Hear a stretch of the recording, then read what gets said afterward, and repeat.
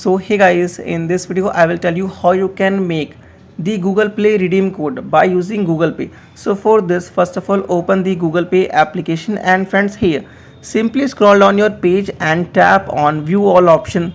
So as you tap on view all option, here you will get to see option of Google Play. Simply tap on Google Play option, and as you tap on Google Play option, then select the mail ID in which you want to make a recharge of Google Play redeem code. So as you select your particular mail address, then tap on buy option.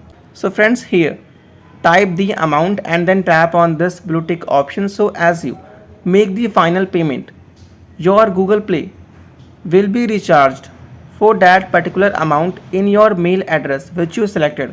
And friends, if you have any questions or doubt, please comment on this video. Must like and subscribe to our channel to get more interesting and informative videos like this.